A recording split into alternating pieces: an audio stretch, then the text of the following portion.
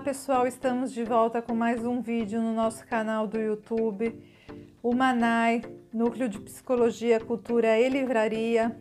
E hoje nós vamos falar da madrasta nos contos de fada. Antes da gente começar a falar no assunto, eu ia pedir para vocês colocar um joinha aí nos nossos vídeos, compartilhar, colocar a opinião de vocês, que é muito importante para nós essa participação, porque nos dá um caminho aí para a gente estar seguindo, saber se vocês estão gostando dos nossos conteúdos, certo?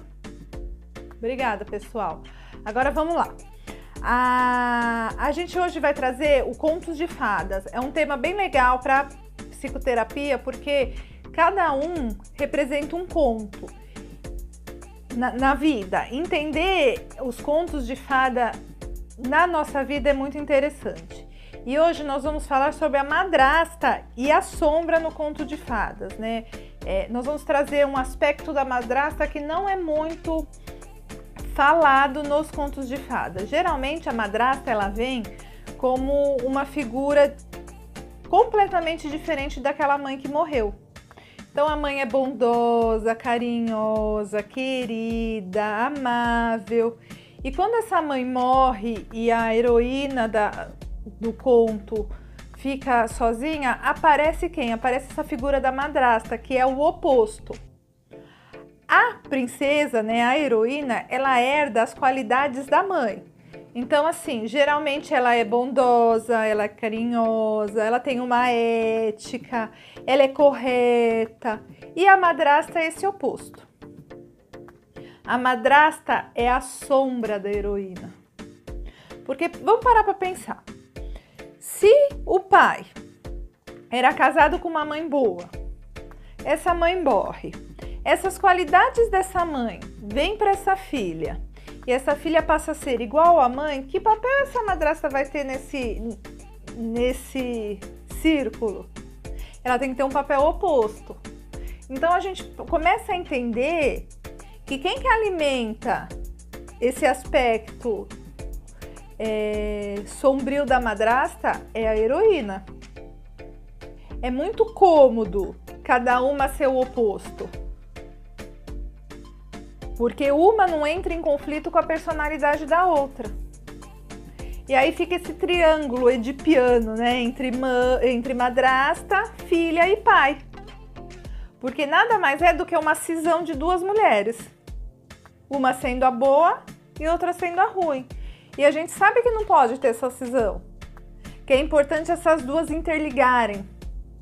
Por isso que a gente está falando da sombra.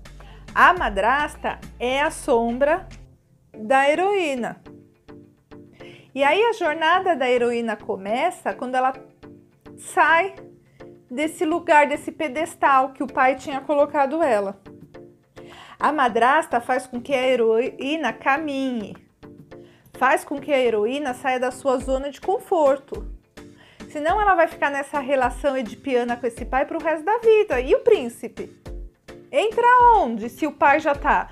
Do mesmo jeito que a madrasta não consegue entrar nessa relação com o pai, porque essa filha tá nesse papel, acontece a mesma coisa. O príncipe só vai existir depois dessa jornada dessa heroína para ela se transformar e ter direito a esse príncipe. Então, entender aonde a gente projeta a nossa sombra.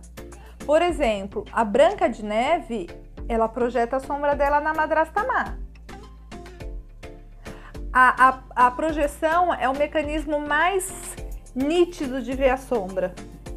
A gente vê no outro aquilo que nos incomoda mais. A gente não vê em nós mesmos. Então, se você pegar todos os contos que tem madrastas, essa característica da sombra é muito rica. Ela é muito presente. E ela é muito importante para esse caminho que a heroína tem que percorrer. Não é o pai que faz a heroína andar, é a madrasta.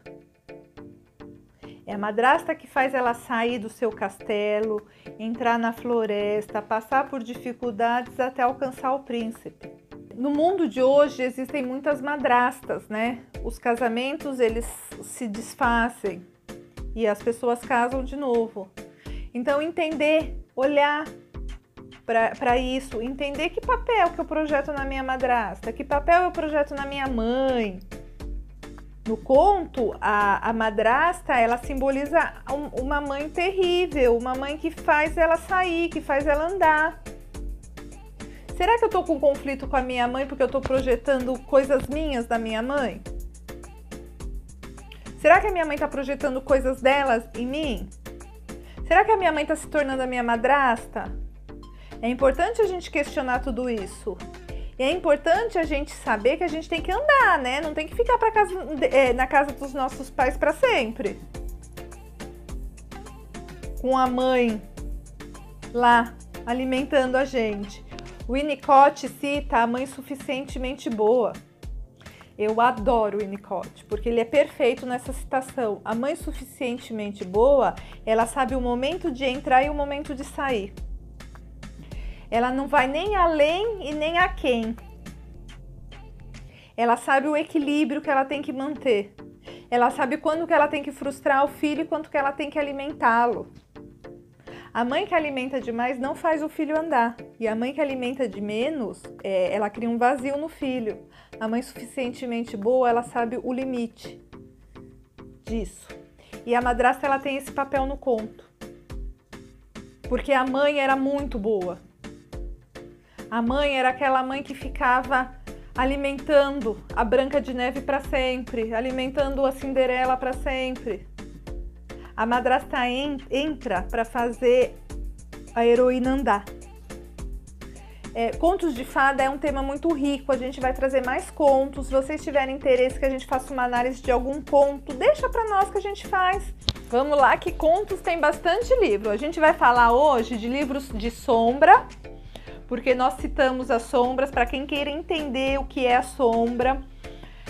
Acho que tô aqui pensando num vídeo de sombra, explicar para o pessoal que não conhece a teoria ainda, né, o que é a sombra.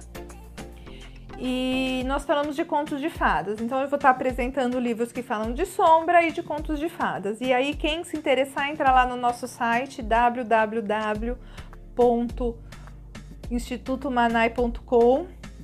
Tem lá o ícone da livraria e esses livros vão estar lá. Aqui, assombrações, tá certo? É um livro que vai falar da sombra, tá? Vai falar de sonhos, parentescos, complexos. É um livro bem legal. O Gato é um conto, então é uma análise psicológica desse conto, bem legal. Individuação dos contos de fada, aqui dá uma introdução, tá? Da análise do conto. A Marie-Louise, ela foi uma estudiosa dos contos de fada. É a base, né, dos estudos dos contos de fadas na teoria junguiana. Também da Marie-Louise, interpretação dos contos de fada. E esse é um livro que eu gosto muito, da Jette Bonaventure, O que Conta o Conto. Ele é um livro mais simples de se ler, então, para quem quer começar a estudar o assunto, eu indicaria esse daqui. Ele é mais simples. E outro livro que fala da sombra, que é muito importante, esse realmente para quem queira conhecer, se aprofundar no assunto. É muito bom. Certo, pessoal? Gostaram? Deixa lá um joinha para nós e até o próximo vídeo, tá? Um beijo!